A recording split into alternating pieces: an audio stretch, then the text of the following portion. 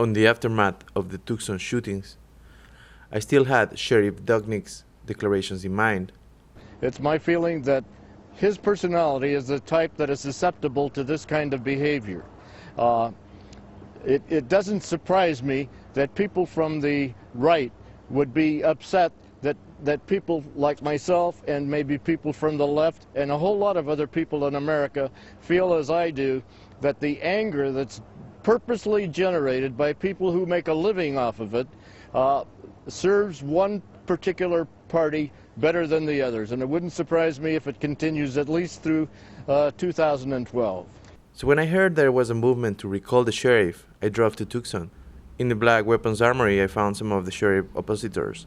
However, they did not allow me to film the petition to depose the sheriff or the people who signed it. I ended up talking to the shop owner and a guns martial arts instructor to figure out their perspective on gun laws, the Second Amendment, and the shooting. As far as Dubnik, Sheriff Dubnik is concerned, he, as a former law enforcement official myself, I thought he acted very unprofessionally and irresponsibly because he had no facts to back up what he said whatsoever. And a good defense attorney, and I've been to trial with a lot of cases, is going to bring his remarks up in court and say that the prosecution is prejudicial because of that attitude. He is in effect profiling anybody who is conservative, pro-gun, Republican, and I foresee a lot of problems for him in future court cases and inside his own department with promotions and hiring and equal opportunity lawsuits where I see officers coming forward and saying, well, you didn't give me a promotion because I was a conservative and I was on this Facebook or this blog or something. I think Sheriff Dudnick should pay a lot more attention to law enforcement and a lot less to publicity. Has there been any kind of modifications to the procedures you have to do in order to sell a gun? No, none whatsoever. The requirements are that if you want to purchase a handgun, you must be an Arizona resident. Assuming you're an Arizona resident, you would then fill out a one-page federal form. It's called a 4473. Once you have that completed, we copy your example, your driver's license with your current address. We call into ATF for FBI for background check, which takes about 2 or 3 minutes. Assuming that you are clear, they give us a proceed, then we can proceed with the transaction and you can take your firearm, your handgun out right away. Well, the Second Amendment, our founding fathers, when they drafted the Constitution of the United States, put the Second Amendment in there. Second Amendment deals with the right of a U.S. citizen to keep and bear arms. Now, they did that to prevent a tyrannical government. So they believe that a government should fear the people. The people should not fear the government. And that is the brilliance, one of the things our founding fathers did. And that is actually the culture of what it is to be a U.S. citizen. Second Amendment's right there in our pocket Constitution. The right of the people to keep and bear arms shall not be infringed. And what that means is that the average citizen is allowed to defend themselves against tyranny of oppressive government, against criminals, against domestic or foreign terrorists. Well, Arizona has always been a bastion of Second Amendment freedom.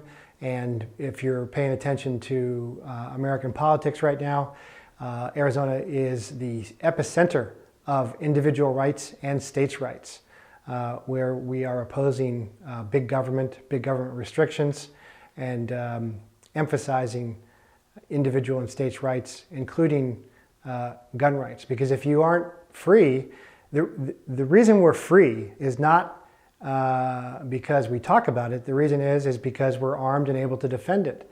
And since the history of the beginning of the United States, our founding fathers defended themselves with firearms. In fact, the Continental Army fought against the British before there was even a country founded. Early Native Americans defended their freedom with firearms. Early African Americans defended their freedom with firearms. And that's just a fact of life, is if you want to be free, you have to be willing to fight for it And the weapon of the age is the firearm. Government has no business controlling guns. The only reason they want to control it is so they can control the populace. You can look around the globe where citizens are unarmed.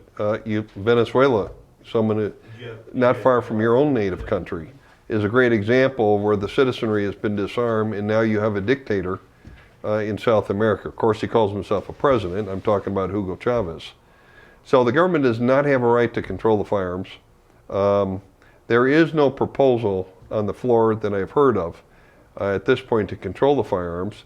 If anyone tries that, there is going to be a fierce opposition in Washington on the congressional floor.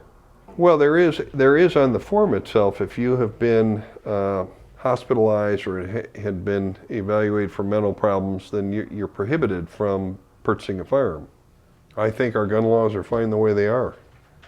It'd be nice for our government to focus on other issues like illegal immigration, and our government needs to enforce the laws that are on the book and not worry about an issue like Second Amendment.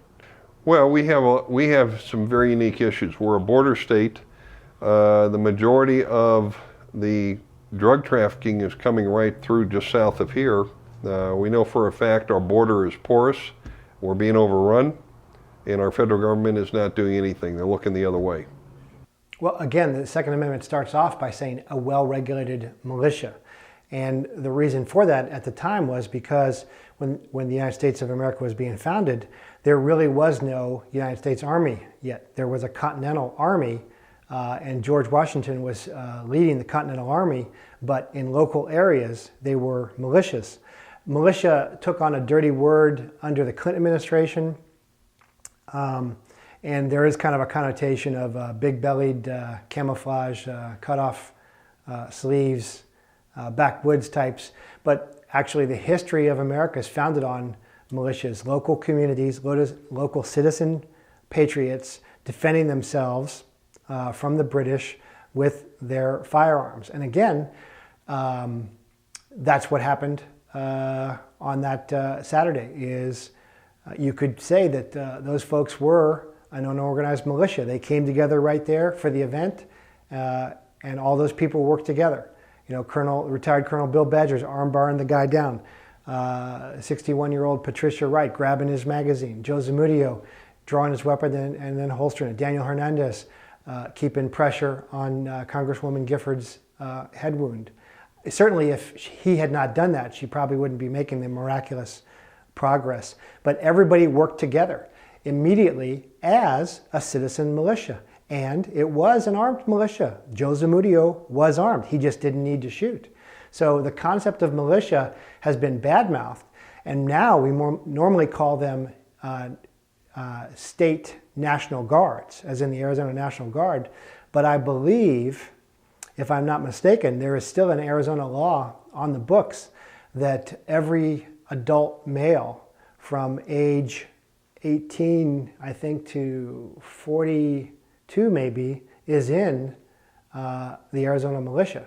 And it can still be called up. And again, the best kind of government is local government. Nobody knows how to govern themselves best than local people.